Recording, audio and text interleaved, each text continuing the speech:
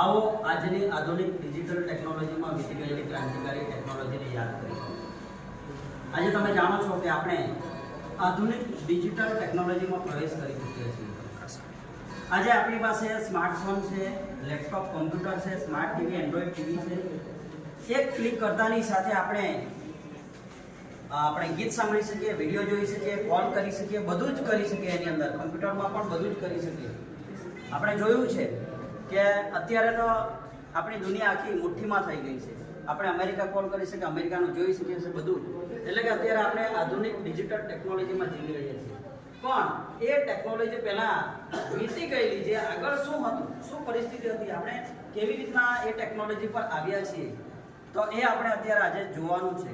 તો પહેલાં જ્યારે આ મ્યુઝિક, વિડીયો, દ્રશ્ય શ્રાવ્ય સાધનો જે છે એ પહેલાં સંગીત ક્રિએટ કરવા માટે, સંગીતને બનાવવા માટે અથવા અવાજને ઉત્પન્ન કરવા માટે શું કરતા હતા? તો પહેલાં તમે જાણો છો કે એક નળાકાર ડ્રમ લીધેલો હતો અને એની અંદર એ ડ્રમને હેન્ડલથી ફરાવવામાં આવતું અને એના પર આ સોય જેવી અણી, એટલે કે કીલી જેવી આ અણીથી એના પર કોતરણી કરીને, એટલે કે જેવું બોલવામાં આવે તેવી રીતના એની અંદર કોતરણી થતી હતી અને કોતરણીના આધારે પછી પાછો તેના અવાજને ઉત્પન્ન કરવામાં આવતા. તે પણ શબ્દો ફક્ત, કંઈ સંગીત જેવું નહીં હતું. ધીમે ધીમે આગળ વધતા તેનું નામ અપાયું ફોનોગ્રાફ. ફોનોગ્રાફ પરથી તેમાં સંગીતની રચના થઈ ત્યારે આ એક ગ્રામોફોન નામની શોધ થઈ. ગ્રામોફોન કે એટલે એની અંદર કોઈ પણ બેટરી નહીં, કોઈ સેલ નહીં, કોઈ ઇલેક્ટ્રિસિટી નહીં, કશું જ નહીં. એની અંદર ફક્ત આ એક પથ્થરની તકતી છે, પથ્થરની બનાવેલી છે. એની અંદર જ્યારે જેમ મેં તમને પહેલાં કીધું તેમ નળાકાર પર કોતરણી કરવામાં આવેલી, તેવી રીતના આના પણ ટ્રેક કરવામાં આવેલા છે, ટ્રેક પાડવામાં આવેલા છે અને એ ટ્રેક પર ધ્વનિ મુદ્રણ કરવામાં આવેલું છે. અને એ આપણને એકદમ બારીક નજરે જોશો તો તમે જોઈ શકશો એની અંદર. અને એ પણ આ એક નાનકડી સોય, એ સોયથી એની અંદર ટ્રેક પર ધ્વનિ મુદ્રણ કરવામાં આવેલું છે. અને એને પાછું આપણે સાંભળવું હોય તો એ સોયને પાછી એના પર ફેરવવી પડે. કાં તો આને ફેરવવી પડે, ક્યાં તો સોયને ફેરવવી પડે. હમણાં દાખલા તરીકે હું આમ ફેરવું, અવાજ આવે છે ને જરા. આ જે સોય ફરશે અથવા આ ટ્રેક, આ વિનિલ રેકોર્ડ એને કહેવામાં આવે, એ ફરશે તો અવાજ એમાંથી ઉત્પન્ન થશે. પણ તે જમાનામાં ફેરવવા માટે અત્યારે તમે જાણો છો કે આ પંખો છે, એમાં મોટર છે, એટલે મોટર દ્વારા, મેગ્નેટિક સિસ્ટમ દ્વારા એ મોટર ફરે એટલે ફરે. તે સમયમાં મોટર પણની શોધ થયેલી નહીં હતી, એટલે એને ફેરવવા માટે હેન્ડલ મારવું પડતું હતું. આ હેન્ડલ મારશો ત્યારે ફરશે. એટલે હેન્ડલ જેમ જેમ મારતા જાય તો અંદર જે કમાન છે, એટલે કે જે પટ્ટી છે ધાતુની, એ ટાઈટ થતી જાય, તેમ તેમ આ માપની ફરતી જાય અને પછી વાગે, ધીમી પડી જાય એટલે પાછું હેન્ડલ મારી આપવાનું. તો એવી રીતના આ ગ્રામોફોનની શોધ થઈ. એટલે તમને બતાવું છું. આ મૂકી ગયું છે, હવે એના પર હું હેન્ડલ મારું છું.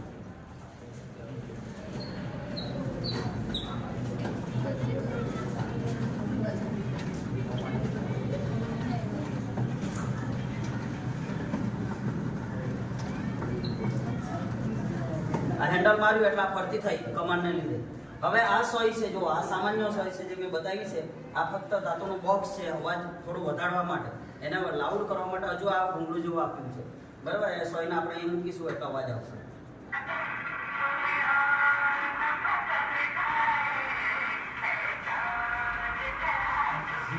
આપણને અત્યારે નહીં ગમે એવું સંગીત, કેમ કે અત્યારનો ડિજિટલ ટેકનોલોજી છે એટલે આપણને એકદમ કોમન લાગે.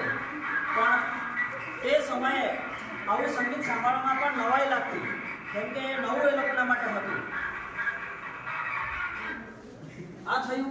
પછી ધીમે ધીમે આગળ જતા અપગ્રેડ વર્ઝન આવ્યું, એટલે કે એને આમાં કંઈ વિશેષ તો કંઈ હતું નહીં, પણ એને અપગ્રેડ કરવા માટે, સારું બનાવવા માટે આ ઇલેક્ટ્રિક ગ્રામોફોન આવ્યો. એની અંદર ફક્ત છે એ જ વસ્તુ, આ જ પ્લેટ છે, આ જ પ્રકારની પ્લેટ છે.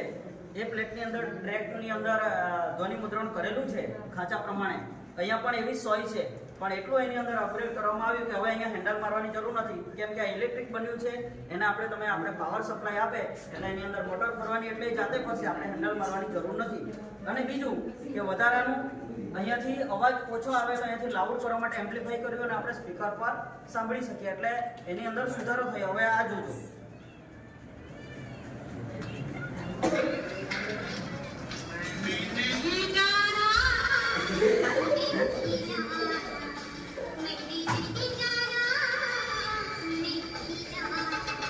હવે જો આના કરતાં અવાજમાં પણ ફરક પડ્યો, ક્વોલિટીમાં સુધારો થયો ને, ફરક પડ્યો ને, જુઓ સારું સંભળાય. એટલે આ વસ્તુ ધીમે ધીમે બદલાતી ગઈ, પરિવર્તન થયું. હવે આગળ જતા હવે આ વસ્તુ મોટી, એની અંદર મટીરિયલ વધારે લાગે, વધુ આપણે સાંભળી નહીં શકીએ. આ કેસેટ છે, આ એટલે કે તકતી છે, એની અંદર ફક્ત 2 ગીત આપણે રેકોર્ડ કરી શકીએ, એટલે વધારે આપણે કંઈ નહીં કરી શકીએ. આગળ જતા મેગ્નેટિક ટેપ, આ કેસેટની શોધ થઈ. આ મેગ્નેટિક ટેપ છે, એની અંદર ધ્વનિ મુદ્રણ કરવામાં આવશે મેગ્નેટ દ્વારા, બરાબર. ચુંબકીય ધ્વનિ મુદ્રણ એની અંદર કરવામાં આવશે. અને આ ઓડિયો કેસેટ પ્લેયર જેને કહેવામાં આવે ટેપ રેકોર્ડર, તો એ કેસેટ એમાં પણ આપણે 7 ગીત આપણે સાંભળી શકીએ રેકોર્ડ કરીને. તો એ કેસેટ આપણે સાંભળીશું. જુઓ હવે સુધારો થયો, હજુ પહેલા કરતા હજુ ક્વોલિટીમાં સુધારો થયો. ધીમે ધીમે આગળ જેમ જેમ વધતા ગયા તેમ આ કેસેટને આપણે આગળ વધતા ગયા. આગળ જતા એમાં તો પણ તમે જુઓ છો કે આ વસ્તુને આપણે ગમે ત્યાં લઈ જઈ શકીએ નહીં, હરી શકીએ નહીં.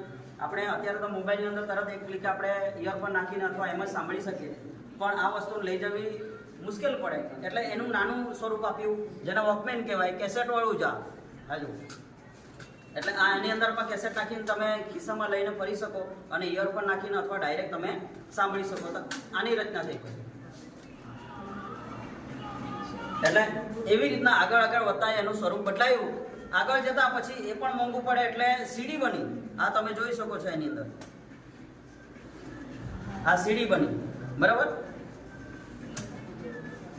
સીડી પ્લેયર આવ્યું, ડીવીડી પ્લેયર આવ્યું, આપણે વિડીયો જોતા થયા આમાં.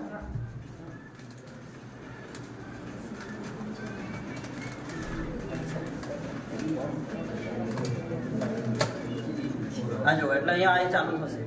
પછી એનું નાનું સ્વરૂપ કરતા સીડી વોકમેન આવ્યું. આ પણ તમે જોઈ શકો છો, એને તમે ખિસ્સામાં લઈને ફરી શકો છો. આ સીડી છે, એમાં સેલ નાખીને તમે એને ગીત સાંભળી શકો છો, બરાબર. આ સીડી વોકમેન આવ્યું. આગળ જતા ધીમે ધીમે પછી સીડી એની અંદર MP3 બન્યું, ડિજિટલ સ્વરૂપ આપ્યું.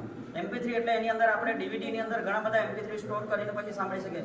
પછી તો ડિજિટલ સ્વરૂપમાં આવી ગયું, એટલે આપણે સીધું મેમરી સ્વરૂપે પેન ડ્રાઈવ કે ગમે તે સ્વરૂપે તમે લેપટોપની અંદર સીધું તમે સાંભળી શકો, અથવા મોબાઈલની અંદર સ્માર્ટ બની ગયું. અને આજે તમે એક ક્લિકે બધું સાંભળી શકો છો, જોઈ શકો છો, બધું જ કરી શકો. આગળ જતા પહેલાં શરૂઆતની આવી ટીવી હતી, એટલે કે આ મિની મોડલ છે. મોટી બ્લેક એન્ડ વ્હાઇટ ટીવી હતી. એ ટીવીમાં જોવા માટે એના માટે કોઈ કેબલની વ્યવસ્થા નહીં, કોઈ ડીશની વ્યવસ્થા નહીં. તે સમયે એન્ટેના આવતું હતું, તારવાળું, પાઇપવાળું. એ એન્ટેનાને બહાર લગાવવું પડતું હતું, વાંસે બાંધવું પડતું હતું, સિગ્નલ મેળવવા પડતા હતા. જરા તરા થોડું ફેરવીને પાછું સિગ્નલ મેળવીને સેટ કરવું પડતું હતું. ત્યારે ચિત્ર વ્યવસ્થિત દેખાતું હતું. અને તે પણ બ્લેક એન્ડ વ્હાઇટમાં. તેનો અપગ્રેડ પછી કલર થયું, અને કલર પછી આજે LCD બની, LCD ટીવી, LCD પછી LED ટીવી બની. LED ટીવી પછી સ્માર્ટ અને એન્ડ્રોઈડ પર આજે મોબાઈલના બધા ફંક્શન ટીવીની અંદર આવી જાય છે. તો એવી રીતના આગળ વધીએ. હવે આ જે વસ્તુ જે બધી આવી એ ભેગી થઈને આ વસ્તુ કેસેટ છે, સીડી છે, આ રેડિયો છે આકાશવાણી કેન્દ્ર પર. એની અંદર આગળ આકાશવાણી કેન્દ્ર પર ફ્રીક્વન્સી મોડ્યુલેશન અને રેડિયો ફ્રીક્વન્સી આધારિત કાર્યક્રમો પ્રસારિત થતા તે આપણે સાંભળી શકીએ. એની અંદર અત્યારે પણ ચાલુ છે. તો આ બધી વસ્તુઓ, આ રેડિયો છે, કેસેટ પ્લેયર છે, સીડી છે, DVD છે, એનું બધું અહીંયા ભેગું થયું અને એક બૂમ બોક્સ તૈયાર કરવામાં આવ્યું. એની અંદર કેસેટ પણ આવી ગઈ, સીડી પણ આવી ગઈ, રેડિયો પણ આવી ગયો, અને ઓક્સ એટલે કે આપણે પિન નાખીને પણ એને વગાડી શકીએ. આ અત્યારે ચાલુ છે. જો એનો સાઉન્ડ પણ હવે ઘણો સુધારો થઈ ગયો.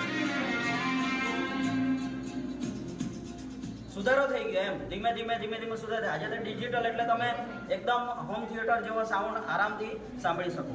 તેવી જ રીતના આ જો પહેલો ફોન આવી રીતના હતો, લેન્ડલાઇન ફોનની અંદર, જેને નંબર આપણા 10 નંબર હોય તો દાખલા તરીકે 4 નંબર પહેલો હોય તો એને ડાયલ કરવો હોય તો 4 પર આંગળી મૂકીને આ જે છેડો છે ત્યાં સુધી એને ફેરવવું પડતું. આમ 4, પછી દાખલા તરીકે 7 હોય તો 7. પહેલાં દાખલા તરીકે 98થી સિરીઝ શરૂ થતી હોય તો 9ને અહીંયાથી લઈને અહીંયા સુધી લેવું પડતું હતું. અને પછી જેટલા નંબર આપણે દબાવવાના થાય, ડાયલ કરવાના થાય, પછી કોલ લાગતો.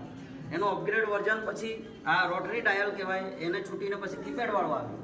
પછી આપણે ફોન આ રિસીવર ઉઠકીને આપણે કીપેડથી અહીંયા ડિજિટલ સ્વરૂપે ડાયલ કરીને ફોન કરી શકતા. પછી ધીમે ધીમે કોર્ડલેસ બન્યું, એટલે કે આપણા રૂમની અંદર જ, આપણા ઘરની અંદર જ આ કોર્ડલેસ સ્વરૂપ આપી દીધું. એ લેન્ડલાઇન જ ફોન છે પણ એનું કનેક્ટ એની જોડે આપેલી ને આપણે ઘરની અંદર આપણે વાતો કરી શકીએ. જેમ તમે તારક મહેતા કા ઉલ્ટા ચશ્મામાં જોયું હશે, આ રીતના પેલા વાત કરે. પછી આગળ ધીમે ધીમે આગળ જતાં સેલફોનની શોધ થઈ. તેમાં પહેલાં શરૂઆતમાં મોબાઈલ ફોન આ રીતના આવતા હતા. આ નોકિયા 1100 મોડલ છે અને આપણા આ મોબાઈલ સિરીઝની અંદર સૌથી વધુ વેચાયેલું આ મોડલ છે નોકિયા. એના પછી સોની એરિક્સન આવ્યો છે, સોની કંપનીના મોટોરોલાના આવ્યા છે અને આજે તમે જુઓ છો તો આજે આવો સ્માર્ટફોન આવી ગયો છે. આજે એક જ ક્લિકે બધું આપણે ડિજિટલ સ્વરૂપની અંદર કરી શકીએ છીએ. એવી જ રીતના તમે જાણો છો તેમ સમય બાબતે પહેલાં લોકો આ સૂર્યનો પડછાયો, સૂર્યના કિરણોના આધારે સમય નક્કી કરતા હતા. એ સમયે કેટલા વાગ્યા છે કેવું એનું માપન કરવા માટે રેત ઘડી વપરાતી હતી. હા, એના આધારે સમયનું માપન થતું હતું કે કેટલી મિનિટ થઈ, કેટલો સમય આપણે કાઢ્યો છે, પસાર કર્યો છે એ જાણવા માટે. ધીમે ધીમે આગળ જતાં મિકેનિઝમ ક્લોક બની, પેન્ડલમ ક્લોક બની, તે ત્યાં લગાવેલી છે. એની અંદર મિકેનિઝમ છે એટલે કે ચક્રો છે. એને પણ જેમ ગ્રામોફોનની અંદર હેન્ડલ મારવું પડ્યું, કમાન્ડ ટાઈપ કરવી પડે, એવી જ રીતના એમાં પણ ચાવી મારવી પડે. ચાવી મારે ત્યારે તે લોલક સેકન્ડ પ્રમાણે કામ કરશે અને પછી એનો સમય બતાવશે અને બેલ વાગશે એની અંદર. એમાં પણ કોઈ ઇલેક્ટ્રિસિટી નથી. એનું એલાર્મ એટલે કે સમયનું માપન કરવા માટે, જાણવા માટે, જગાડવા માટે એલાર્મ આ બન્યું. એ પણ મિકેનિઝમ વાળું સેમ છે અને એ તમે જોઈ શકો એને પણ ચાવી મારવી પડે અહીંયાથી ત્યારે એ સ્ટાર્ટ થાય. આ જો આવી રીતના આ એલાર્મ વાગશે. પછી આગળ જતાં એનાલોગ ક્લોક કહેવાય. આગળ જતાં એને એનાલોગ ક્લોકમાં મેગ્નેટ મેકેનિઝમ વાળું જે સેલથી ચાલે મેગ્નેટ મેકેનિઝમ તેવું ઘડિયાળ તૈયાર કરવામાં આવ્યું, જે આપણી પાસે ઘરે ઉપલબ્ધ છે. આ મેગ્નેટ મેકેનિઝમ વાળું એનાલોગ ક્લોક. પછી આગળ જતાં તમે જોઈ શકો છો કે હવે તો ડિજિટલ સ્વરૂપ આવી ગયું. એટલે કે નંબર પડે તમારે ઘડિયાળની અંદર પેલા નંબર પડે એ ડિજિટલ ક્લોક કહેવાય, ડિજિટલ વોચ કહેવાય. અને એનાથી ઉપરી તો અત્યારે તો સ્માર્ટ વોચ આવી ગઈ એટલે કે એની અંદર મોબાઈલનું બી ઘણું બધું સ્વરૂપ એની અંદર આવી ગયું. તો એવી રીતના આ બધો ધીમે ધીમે ધીમે ધીમે આવી રીતના આગળ વધીને અત્યારે આપણે ડિજિટલ યુગમાં આવી ગયા. અત્યારે આપણને આ જૂનું આપણને ગમતું નથી, નવાઈ લાગે પણ ગમતું નથી, સાંભળવાનું મન થતું નથી. પણ આપણે ખરેખર જાણવું જોઈએ કે આ કેવી રીતના અત્યારે આપણે ડિજિટલ યુગમાં પ્રવેશ કર્યો, કેવી કેવી પેઢીઓ કેવી કેવી વસ્તુઓનો ઉપયોગ કરતા હતા એ જાણવું જરૂરી છે. તો બધા નજીકથી જરા જોઈ લેજો, જેણે જોવું હોય તો જે તે વસ્તુ. બરાબર.